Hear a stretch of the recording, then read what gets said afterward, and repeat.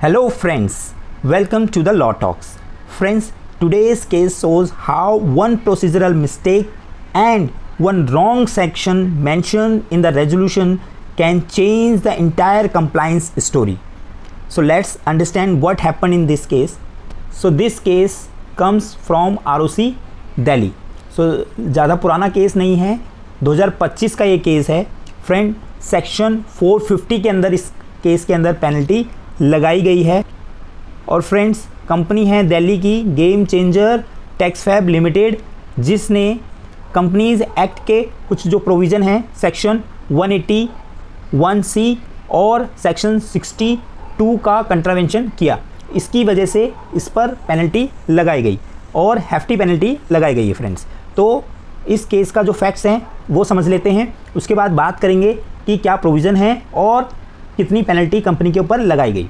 तो फ्रेंड्स, ये जो कंपनी है इसने सुयो मोटो एप्लीकेशन फ़ाइल करी, मतलब खुद से ही बोला कि हमसे गलती हो गई है और इसको हम सुधारना चाहते हैं. तो इन्होंने GNL 1 फॉर्म फाइल किया और उसमें बताया कि सेक्शन 62 का इन्होंने डिफ़ॉल्ट कर दिया है.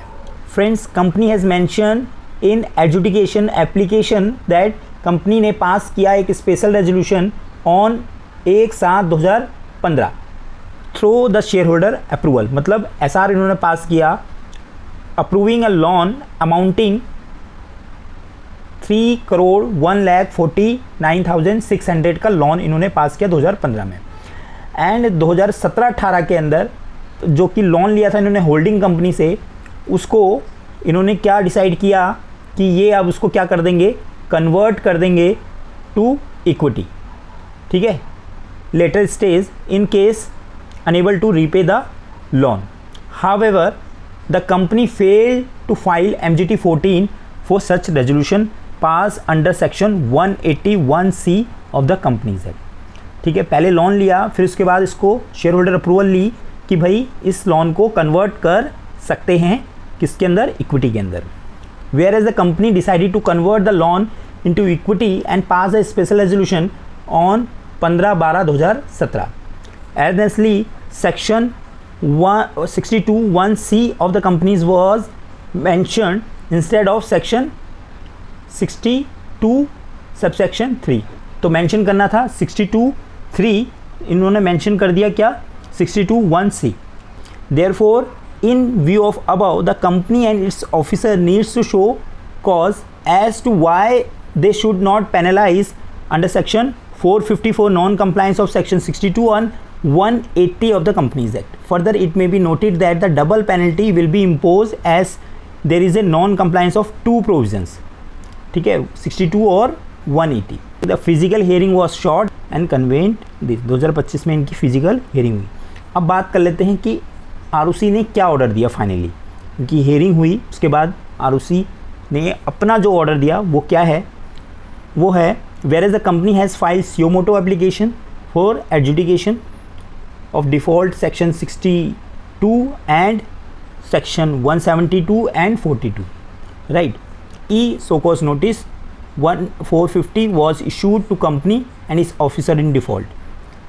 9/9/2025 को एक so cause notice इशू किया डिफ़ॉल्टिंग सेक्शन 62, 117 MGT 14 के लिए. The replies to the notice were received on 18/9/2025. Whereas a physical hearing convened on 17/9/2025, the company has submitted the precedent High Court judgment in the matter of CTM India Limited. ठीक है, एक कोई इन्होंने high court का judgement उन्होंने submit किया, जहाँ पर लिखा हुआ था whereby it has been decided by the honourable court that the benefit of discrimination of the punishment should go to the accused. It was further submitted by the company that similar principle should be applied.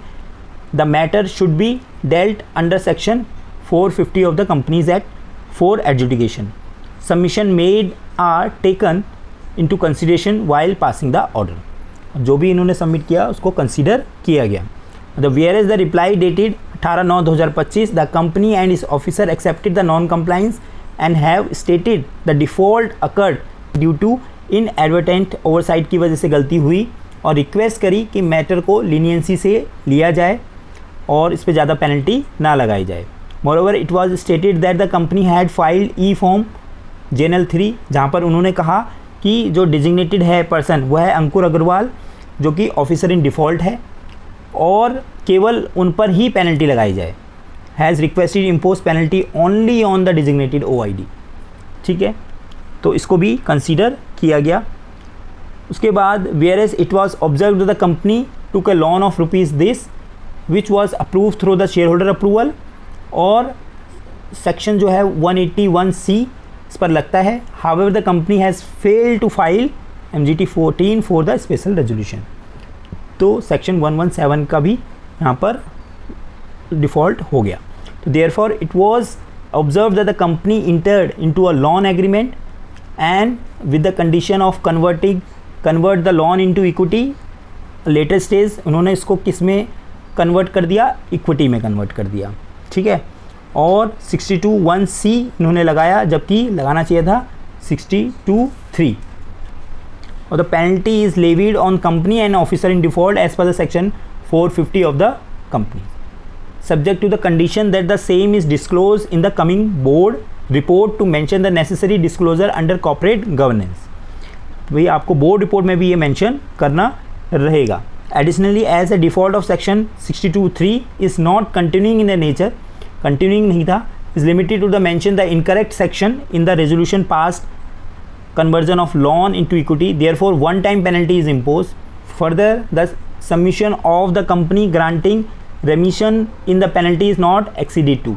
तो उन्होंने कहा था कि भाई माफ़ कर दो, penalty मत लगाओ, तो वो एक्सेप्ट नहीं किया। फर्दर फिर यहाँ पर इनको पेनल्टी क्या लगाई है, कंपनी के ऊपर लगाई है 2 लाख रुपए की पेनल्टी, एडिशनल 10,000 रुपये पर डे की पेनल्टी लगती है सेक्शन 450 के अंदर, बट मैक्सिमम यहाँ पर पेनल्टी होती है 2 लाख की, तो 2 लाख की पेनल्टी लगी है। बाकी डायरेक्टर्स को छोड़कर ऑफिसर इन डिफ़ॉल्ट पर भी 50,000 रुपये की पेनल्टी लग गई है। फ्रेंड्स, इस ऑर्डर से आप क्या समझ सकते हो कि अगर आप कोई भी कंप्लाइंस करते हो कंपनी एक्ट के अकॉर्डिंग, जिसमें प्रॉपर प्रोविजनिंग्स हैं और प्रोसीजर्स हैं, उनका हमें ध्यान रखना पड़ेगा और सही सेक्शन हमें मेंशन करना पड़ेगा।